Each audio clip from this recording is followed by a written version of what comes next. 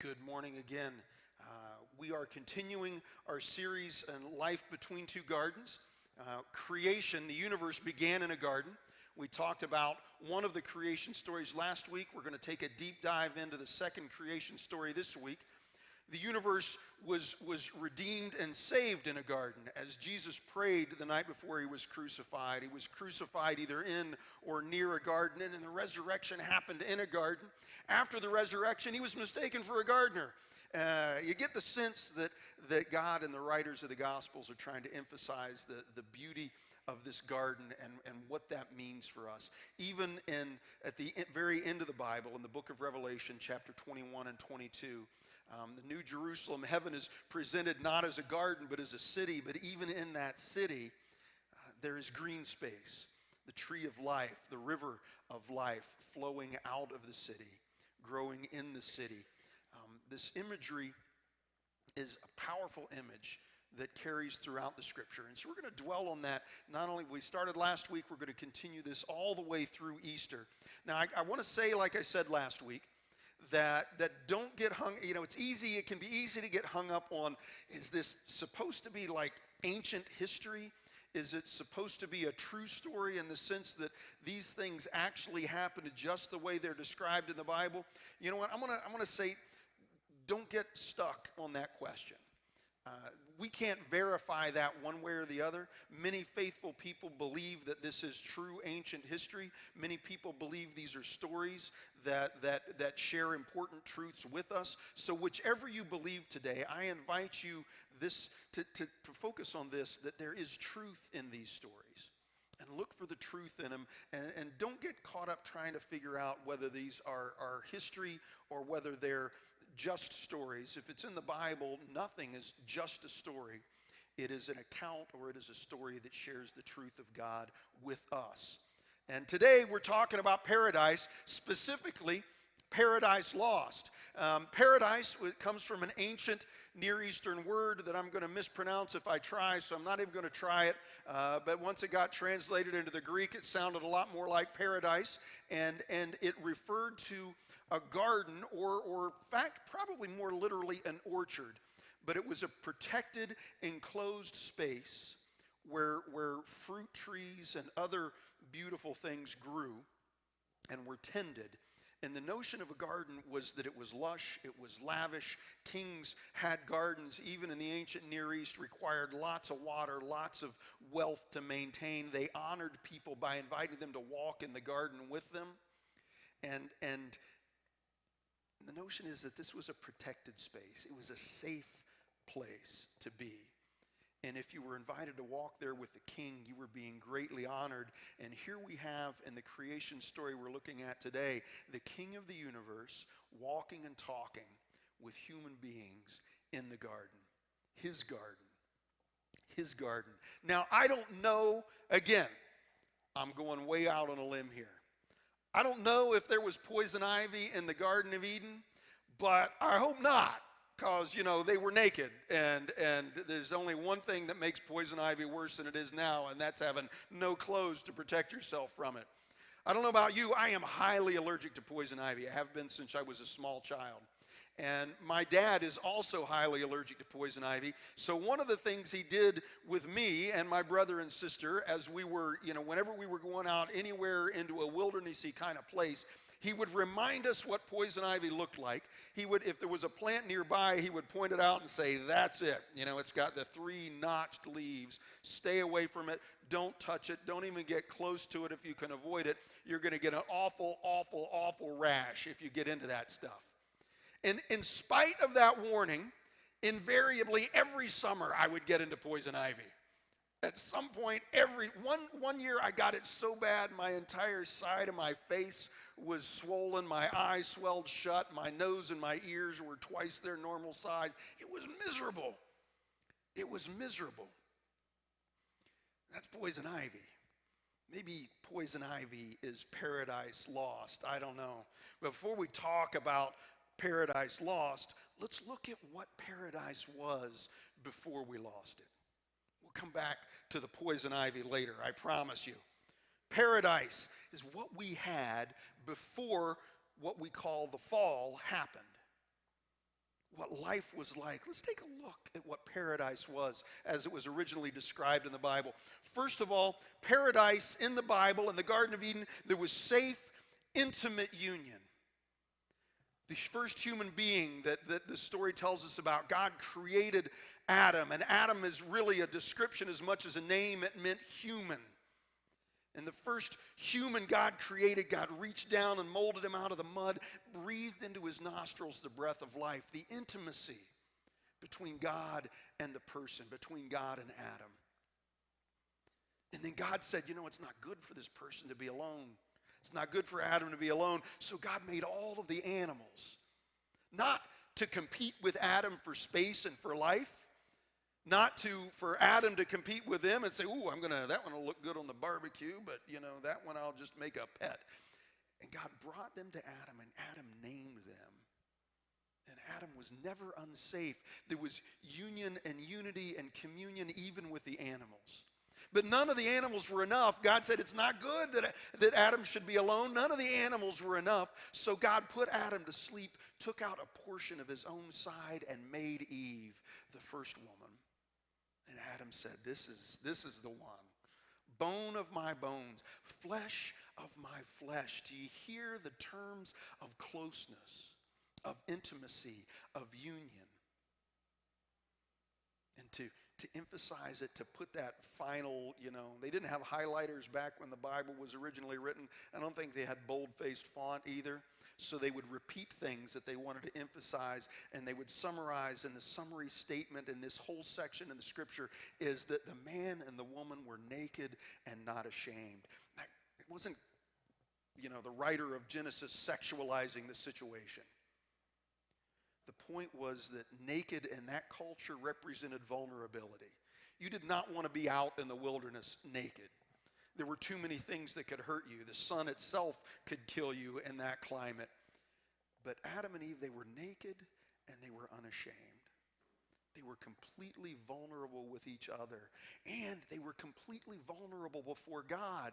And they were not burdened by shame. They were not burdened by fear. That was paradise. Paradise that we lost. There was safe, intimate union. There was harmony with creation. I covered that already. I want to jump to the third one here. They had purposeful, and I have in parentheses here, joyful labor. Because the Bible doesn't specifically say that their labor was joyful, but it does say that God gave them work to do. In Genesis 1, God said, you got to be fruitful and multiply. They're like, that's the easy work. We can cover that. And he also said, you need to take dominion over the earth. You're going to be managing this. You're going to be stewards of this creation for me. There was work to do. And I got to think if they were in this intimate union and they were working together closely with God, closely with each other, because that union was with God too. God walked with them and talked with them in the garden. Then that labor and that work was not just purposeful, it was joyful. It wasn't until after the fall. And in fact, as a consequence of the fall, of the separation and the breaking of the union, that work became something that was dreary and toilsome, drudgery. God said, by the sweat of your brow, you will get food to eat. And work became something tedious and something hard and something, that you put a lot more into than you got out of. In the garden, work was purposeful. Work was joyful.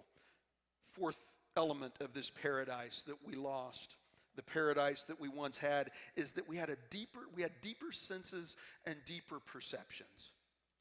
Adam and Eve walked and talked with God in the garden. We're not given any physical descriptions of God. God is a spirit, but somehow they could see God. Whether it was like we see each other as another physical being, we don't really know. But we know that there was some seeing involved, because after the fall, after they ate the fruit from the tree of knowledge of good and evil, which God said don't eat, they hid from God. And you only hide from someone if you can see them and they can see you, right? Otherwise, how do you hide? They hid. Before they hid, they walked and they talked. God, came to them in the garden. And they could see God. They could hear God. They could experience God's presence in some way that we cannot fully understand. they could see other things as well. You know, a lot of sermons, a lot of teachings about the Garden of Eden talk about the tree of life and the forbidden fruit. And pastors tend to go out of their way to say, we don't know what that fruit was. You know, it might have been an apple, it might have been a pear, it might have been a fig. We don't really know. The fact is, we do know. We know that it wasn't an apple. We know that it wasn't a pear. We know that it wasn't a fig. We know that that tree was the tree of the knowledge of good and evil. And they could see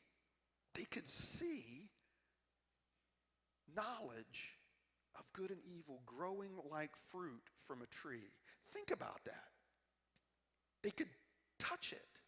They could taste it. We're told that they looked at it and they saw it looked good and it was pleasing to the taste. This wasn't an apple that was metaphorical somehow. This was something that we lost.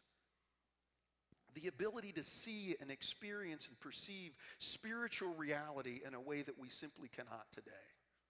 Tree of life was the same thing. It wasn't an orange tree or a pear tree or a grapefruit tree. I hope the fruit of the tree of life doesn't taste like grapefruit, but that's just me. It was a spiritual reality, life. They could see life growing from a tree like fruit. There were deeper senses, a deeper perception in paradise. And the reality is this is how God intended us to live. All of us in this kind of paradise, in this kind of garden, with this kind of experience.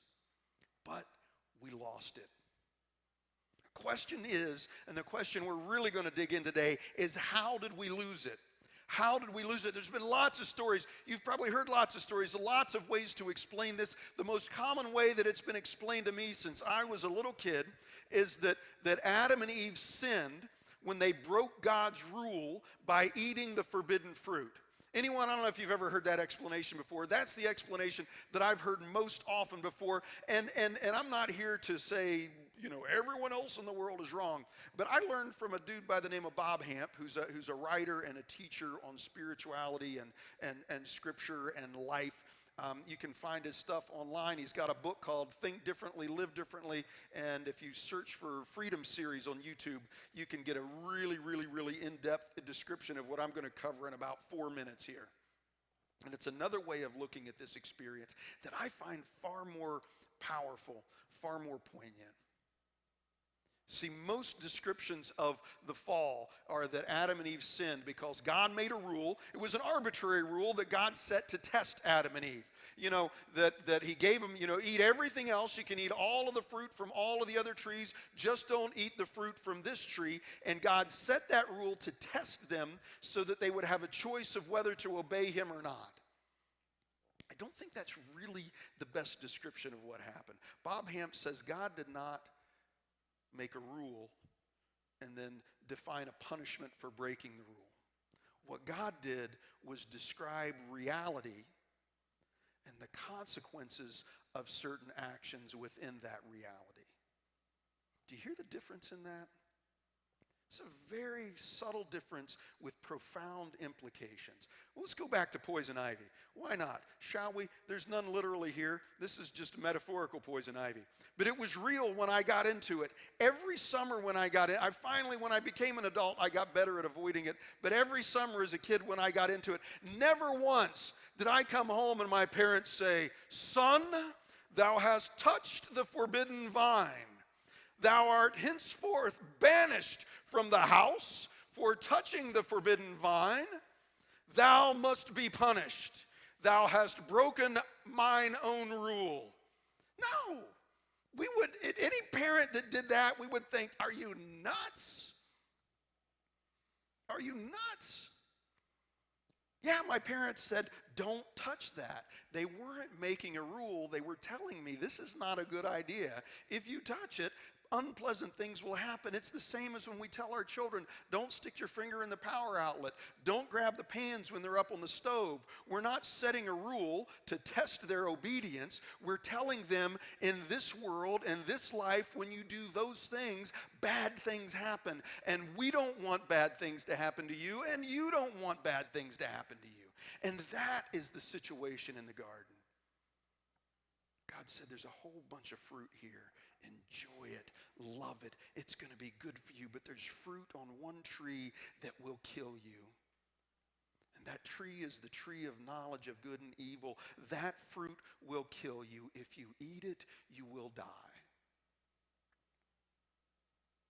And that's what happened. Adam and Eve weren't being tested by God, I don't believe. They didn't trust God's description of reality. They didn't trust that what God said would happen. They listened to that snake whispering in their ear, and the snake wasn't trying to get them to break a rule. The snake wanted them dead. The snake wanted them dead. And Adam and Eve, they listened to the snake. And what did the snake tell them? The snake said, if you eat that fruit, if you eat the knowledge of good and evil, if you get that, you will be like God. Forget the fact that God had already said, I have made humans to be like me. They were already like God. They were already in the image of God. The snake said, you know what separates humans from God? God has the knowledge of good and evil, and you don't. If you can get the knowledge of good and evil, you will be like God. God said, you eat the knowledge of good and evil, you taste of that fruit, you will die. And Adam and Eve believed the snake rather than God. Trusted the snake rather than God, and they died. And you're saying, Pastor, now I know you're wrong. You got it wrong. They're still in the story. There's no funeral. There's no burial. When people die, they die. Adam and Eve ate the fruit, and they didn't die. The Bible must be wrong. There must be something inaccurate here. There must be something we don't understand. I'll give you the last one. There's something we don't understand, and that is Adam and Eve did die. Let me explain how and why and what that means in my very limited capacity. First of all, for us to say that Adam and Eve didn't die, they continued to be alive, that assumes two things. It assumes that we really know what real life is. We know what it means to be alive, and that we know what it means to be dead. We have a definition of death. The brain stops waving, the heart stops beating, the lungs stop, sucking in and spitting out air. And we call that dead. I want to submit to you that that's a very limited definition of death. What happened in Adam and Eve after they ate from the tree of the knowledge of good and evil? I think they did die. They lost the safety and the security and the intimacy that they had before. They lost the community. They lost the ability to be at work in God's kingdom in a way that brought them joy and peace and hope. And now being fruitful and multiplying didn't just mean, it means a few minutes of pleasure for both parties, hopefully. You can laugh at that if you want, please. But it also means for one of those parties a very real chance of death, physical death, the kind that we all see. And for one of those parties, an almost guarantee of excruciating, agonizing pain. They lost connection with each other. What they do with their newfound knowledge of good and evil, they used their knowledge of good and evil to blame other people. Adam said, it was the woman. You gave her to me, God. It's really her fault and your fault. I know this. I know what bad is. I know what good is. I've eaten the fruit, and what she did was bad. It's her fault. And Eve said, you know what? I know what good is. I know what evil is. And that snake was evil. The snake lied to me. The snake tricked me. It's the snake's fault. And all that beauty of intimate, safe community and relationship between humans, among humans, between humans of God and humans in creation is gone. Their ability to see spiritual reality gone.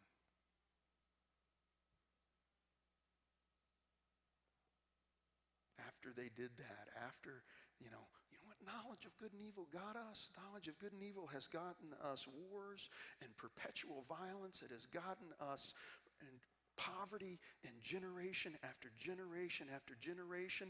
The first thing, right after Adam and Eve used their knowledge of good and evil to blame everyone, including God, for what went wrong, Cain used his knowledge of good and evil to say, my offering was as good as my brother's. I don't know why God didn't accept it. I can't punish God, so I'm going to punish my brother. And he used his knowledge of good and evil as an excuse to kill his brother. And we've been killing each other ever since. Folks, this life that we're living now, I submit to you, isn't real life at all. Whatever AMC may say, I think we're all the walking dead. We've been living death since we acquired this knowledge. Jesus came. Jesus, I think, is the only person who ever really lived his whole life. He was really fully and completely alive, and life erupted around him. People didn't stay dead around Jesus. People didn't stay sick around Jesus. People didn't stay demon-possessed around Jesus. Jesus was so alive, his life spilled over into the people that were close to him. And you know what Jesus did when he came? Instead of making a list of who was bad and who was good and who was in and who was out, he said, I'm going to eat with those folks. And people said, hey, you can't eat with those folks. Those are the bad people. They're on the naughty list. We know what good and evil is, and they're evil. And Jesus said, you know what I know?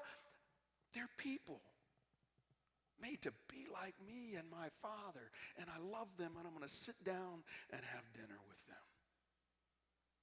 And then you know what he did? Those folks that who made the list and put the evil people on the evil list, Jesus looked at them and said, you know what? You're on the evil list too. You know how he described them? Hypocrites. He said, you are like unmarked graves filled with bones of the dead. What did Jesus tell them? You're walking dead, and you take death everywhere you go. And then you know what Jesus did? He had dinner with them because he loved them. Because they were created to be like him and his Father. And Jesus in life was remarkably unconcerned with the knowledge of good and evil, but very, very concerned with loving others and sharing the life that he had with others, whoever they were. Whoever they were. So what do we do? What do we do? We've lost paradise. What do we do if we are the walking dead? And at some level, it's kind of fun to say that, but the reality is, and we've said this over and over and over and over again, that you are far more evil than you ever imagined, ever dared believe, and far more loved than you've ever imagined and ever dared believe. But we're dead, folks. We are born dead. We spend our lives chopping people up into this group and that group and this folks and those folks and the good and the bad and the evil, and fighting over which group is going to get to define what's good and what's bad, who's evil and who's okay. And if we can just get that right group of folks in charge, then everything will be okay. It hasn't been ever, and it never will be, because no amount of the knowledge of good and evil will ever make you alive. Ever bring life into this world. So what then do we do?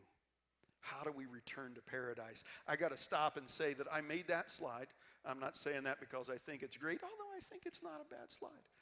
And I made that title. I chose that title. I don't like that title for this slide and for this section. It's the best I got, but I don't like it. Because this notion of returning to paradise suggests somehow that the goal for our life and the thing that God is doing us is taking us back. We're not going back. There is no going back. There's no back to go to. God is taking us forward to a new paradise. So that sense of returning, we got to be careful that we don't have somehow create a mythical, idealized golden age of the past. And if we can just get back to that, we'll be okay, or at least better than we are now. God, in the end, makes a new heaven and a new earth, and the old is gone and the new has come. And that's the return. We get back to paradise not by returning to something old, but by living into something new. All right, enough of that tangent. We got to remember this is a true story, truth story. We're not worried about ancient history. This is a truth story, and Adam and Eve represent all people, including us. All people, including us, have the snake whispering into our ear, tempting us to eat and live from the tree of the knowledge of good and evil rather than life and God. That's what the snake is tempting us, and we have choices. But before we get to the choices, and I'm messing Kari up in the back because I'm saying my keywords out of order. We got to, as we think about Adam and Eve as representing us, one of the ways that the New Testament describes Jesus is as the second Adam. I want to read you a few verses from Romans chapter 5. Paul writes, "Therefore, just as sin came into the world through one man, and death came through sin, and so death spread to all because all have sinned." And by the way, sin is not about breaking rules. Sin is being off target, falling short of what God has planned for us. We got to get out of our minds the notion that God is primarily concerned about whether we break rules or keep the rules. God has a destination, a goal for us that we can describe as paradise. And when we fall short of that, that's sin.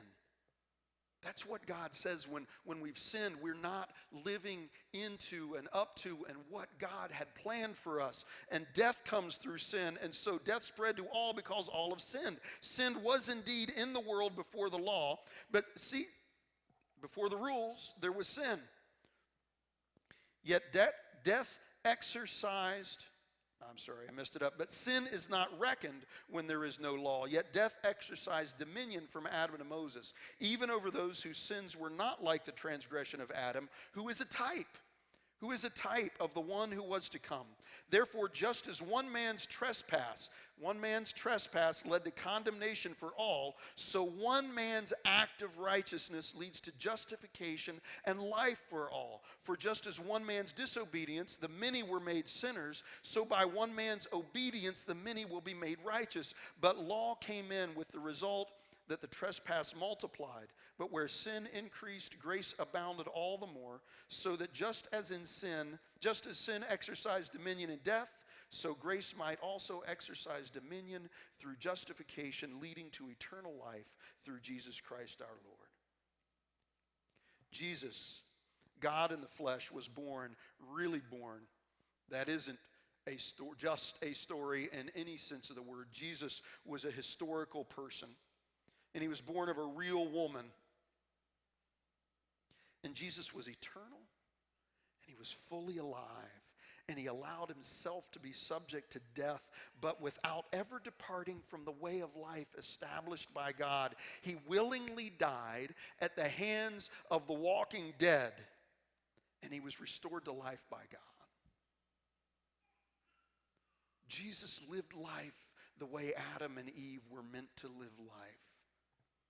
And just as Adam and Eve's departure from God's intention brought death, so Jesus' fulfilling of God's intention brought life and brings life. So we have a choice, and the choice is not this, to get better and better at defining what is good and what is evil, so we can decide what rules to make and how best to follow them and better see who is in and who is out and whether I'm in or whether I'm out or whether that person's in and that person's out. That's not the choice.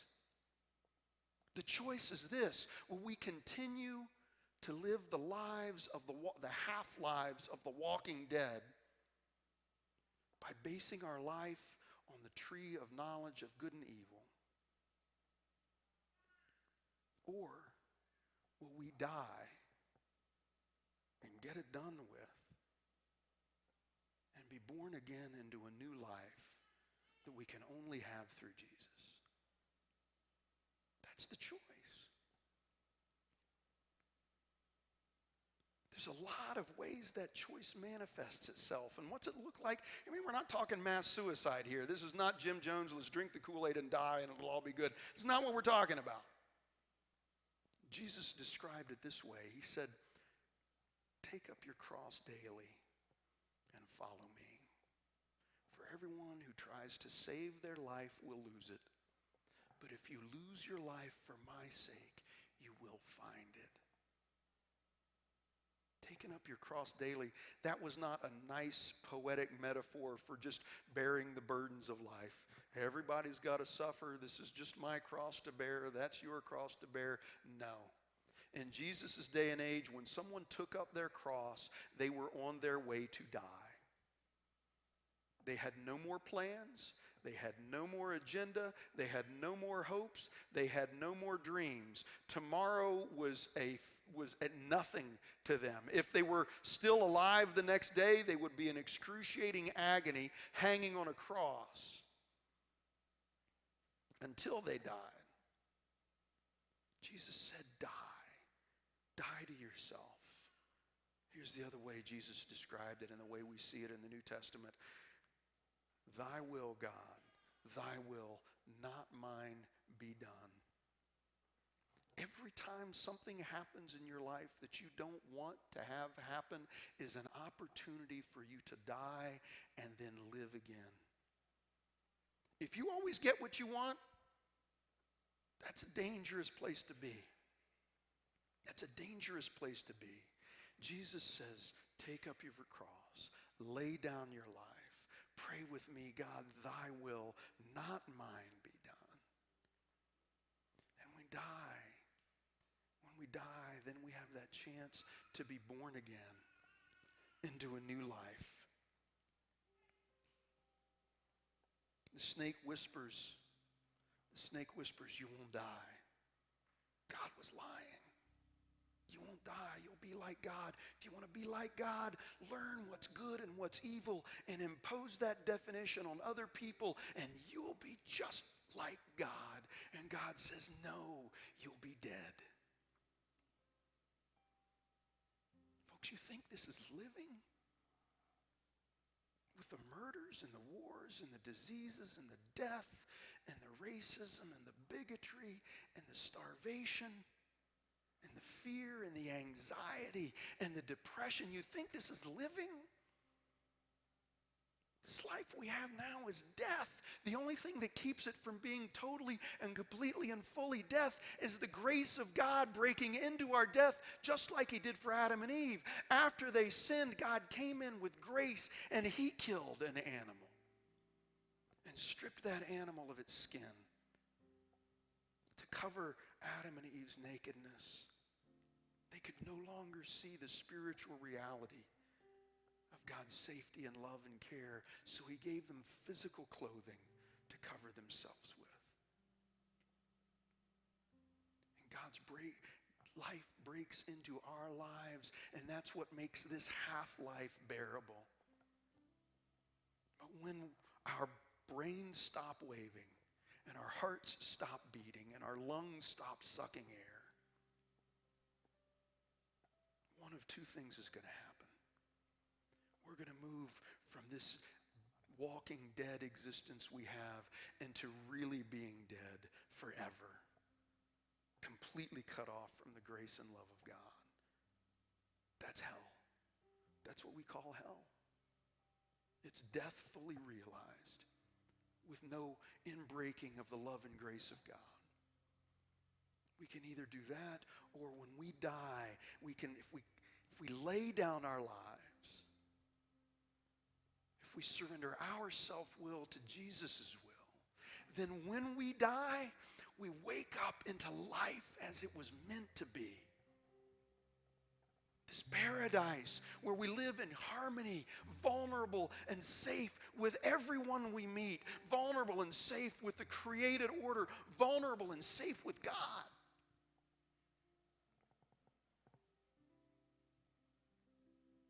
The choice is yours. The choice is mine. I invite you to make that choice today. The altar here, we don't always do an altar call, but the altar here is always open. We always have folks from House of Prayer that will pray with you during the final music after the service. We have Baptism Sunday coming up. The Sunday after Easter at Pepper Pike, the 2 Sundays after Easter here. And in baptism, we go under the water to say, I'm dying. that going under the water is an image of what happened when Jesus went under the earth and was placed in the tomb. And we come back up to say, I want to live now. I want to begin living now, this new life that I have in Jesus Christ. That as long as I'm in this half-life existence, this new life in Jesus Christ is a matter of every day dying to myself and living to God. We can have that, but you can't have it both. You can't tenaciously cling to a life based on defining what's good and defining what's evil and surrender yourself and die to yourself and live to Jesus Christ. Choose life. Choose Jesus, who is the way. He is the truth. He is the life. In Jesus' name.